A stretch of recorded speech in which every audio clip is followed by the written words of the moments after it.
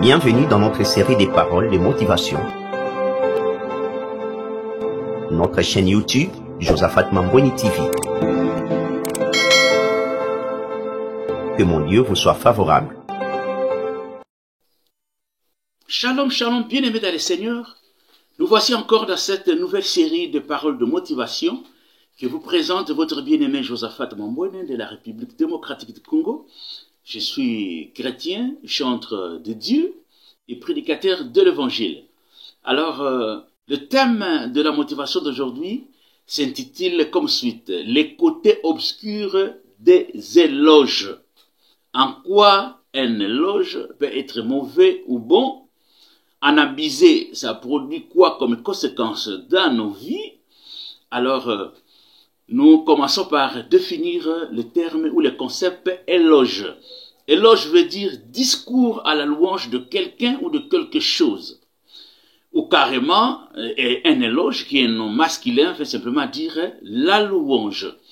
Il nous arrive dans la vie de faire des éloges, de la louange aux personnes qui percent dans un domaine ou qui produisent des résultats dans un domaine précis. Et les parents font des éloges à leurs enfants parce qu'ils ont bien réussi, parce qu'ils ont acquis telle aptitude pour tel travail. Il y a des professeurs qui donnent des éloges ou louangent leurs étudiants pour des percées qu'ils font dans les cours. Il y a aussi des pasteurs, prophètes et représentants légaux qui font des éloges à leurs membres ou les collaborateurs qui percent dans un domaine bien précis. Et quand vous allez aussi dans les domaines politiques, il y a les présidents de la République ou les premiers ministres qui va faire des éloges aux collaborateurs qui ont engrangé de bons résultats dans un domaine quelconque. Donc les éloges, on les trouve partout.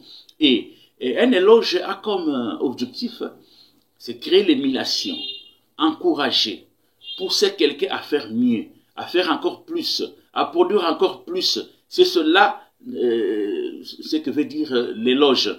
Et l'éloge, ce n'est pas seulement dans le domaine des humains. Même Dieu aussi fait des éloges à ses créatures pour les pousser à faire mieux encore.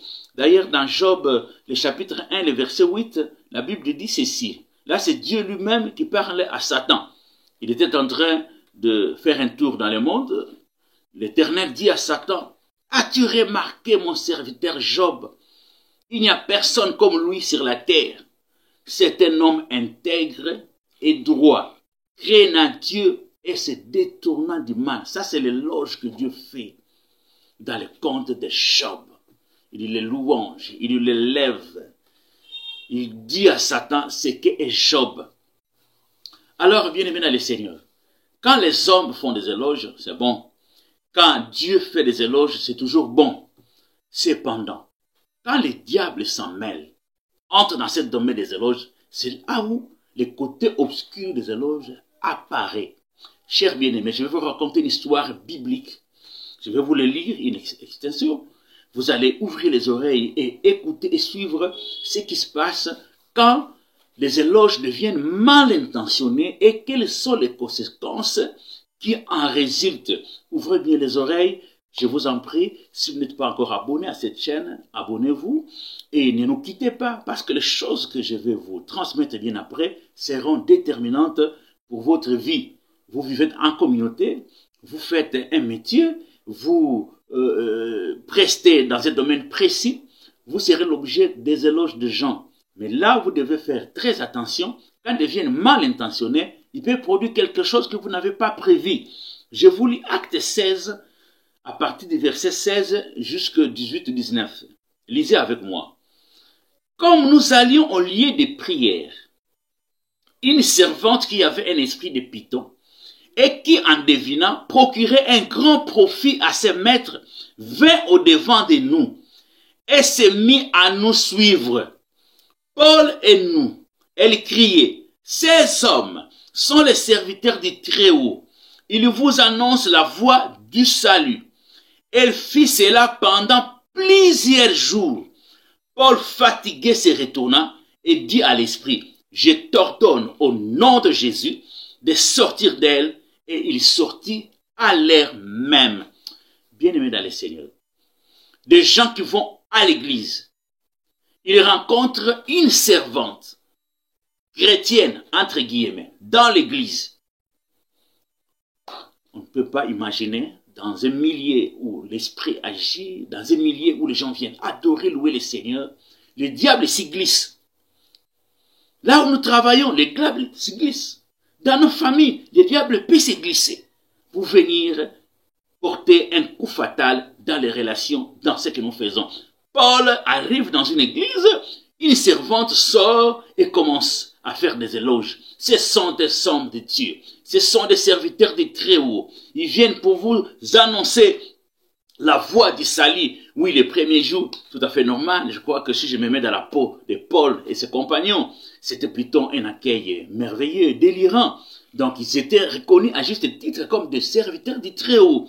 Donc, ils sont montés sur leurs grands chevaux. Vraiment, comme on nous encense comme ça, il faut qu'on apporte bien la parole de Dieu. Les premiers jours, c'était magnifique. Ils annoncent la parole, c'était merveilleux. Les deuxièmes jours, je ne sais pas si c'était une convention ou un séminaire. Les deuxièmes jours, la même dame sort avec de belles paroles. Il dit, ce sont les serviteurs du Très-Haut. Ils viennent vous annoncer la voie du salut. Les gens acclament, les gens crient. Oui, on les encense là, c'était merveilleux. Paul dit, Seigneur, je n'ai jamais eu un tel accueil dans ma vie.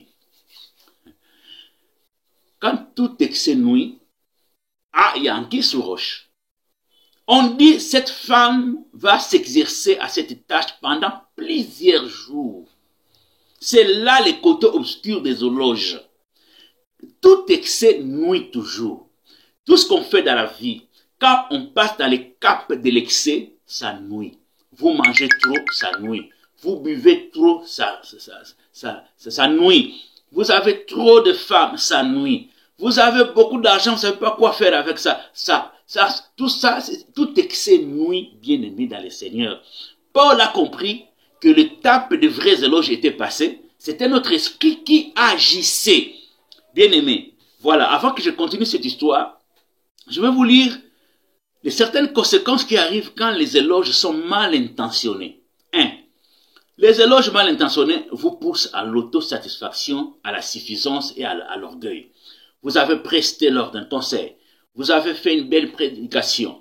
Vous avez joué au foot, tout était bien. Les gens vous encensent. Les gens vous font des louanges. Quelque part, vous montez sur vos grands chevaux. Ça vous fait pousser des ailes. Les éloges vous caressent dans le sens du poil. Vous trouvez que vraiment, vous êtes arrivé là où vous devrez arriver. Quelque part, vous avez la chair de poule. Vous dites vraiment, je suffis. Je peux faire ça et ça. Et à la longue, vous verrez que de telles personnes seront réfractaires aux conseils, même aux reproches qu'on peut leur donner. Parce qu'on leur dira, qu'est-ce que vous me reprochez? De l'autre côté, on m'encense, on me loue.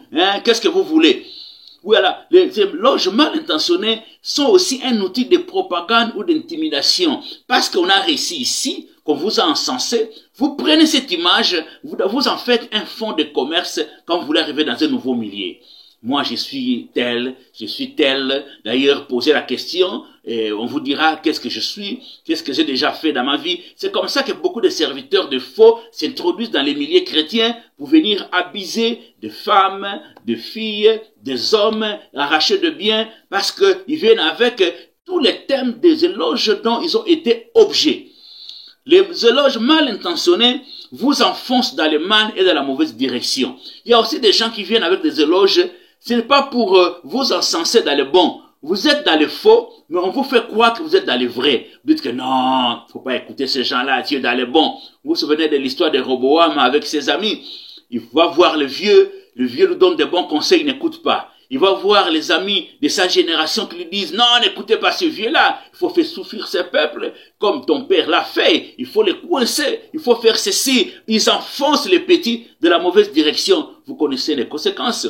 Roboam a dû fuir et rester qu'avec des tribus. Bien-aimés dans le Seigneur, les éloges mal intentionnés créent la division et la séparation. Qu'avons-nous pas vu en politique, dans la musique comme dans les églises? Des jeunes frères, des jeunes collaborateurs qu'on a élevés pour prêcher, pour chanter, pour être dans un parti politique, dès qu'ils engagent quelques résultats, on commence à les louanger, on commence à leur faire des éloges, ils deviennent des têtus, où on leur dit que ce que tu fais c'est mieux que ton père spirituel, ce que tu fais c'est mieux que le président du parti, ce que tu fais c'est mieux que celui qui te gère dans l'orchestre. Si tu fais ton propre parti, si tu fais ta propre église, si tu montes ton propre groupe, tu vas évoluer. Et les gens sont tombés dans la rébellion et dans la malédiction à cause des éloges mal intentionnés. Paul a compris ces choses. Tout excès nuit. Il dit, mais cette femme parlait trop. Heureusement, ils ont discerné que cette femme, c'était pas l'esprit de Dieu qui nous conduisait de faire des éloges, c'était un esprit de python. Paul a pris des précautions. Au nom de Jésus, il a chassé cet esprit. J'ai dit à une personne, quand il y a des éloges, parce que tu commences à exceller dans un domaine, demande à Dieu de te donner un esprit de discernement. Fais attention. Tous les éloges ne sont pas de bons éloges. Même s'ils commencent bon, il faut faire très attention. Et vous qui donnez des éloges, donnez-les à des quantités bien précises pour ne pas plonger quelqu'un dans l'orgueil. Ça, je parle à tous les moniteurs, je parle aux pasteurs, je parle aux évangélistes, je parle aux présidents des partis politiques, je parle à tous ceux qui sont des responsables, à quelque niveau que ce soit. Dans les éloges, il faut bien les doser, sinon vous allez pousser les gens à dévier. Il y a aussi question de prendre des décisions. Quand les éloges commencent à vous faire monter sur vos grands chevaux, à ce moment-là, faites attention. Faites attention, changez votre direction et prenez des précautions pour que vous restiez dans le Seigneur. Beaucoup ont dû perdre leur vie chrétienne, se sont attirés de malédictions, se sont cassés certaines relations qu'ils avaient parce qu'on les a trop encensés, ils se croient déjà arrivés. Est-ce que quelqu'un a été béni aujourd'hui? Aimez, partagez et commentez. Que Dieu vous bénisse.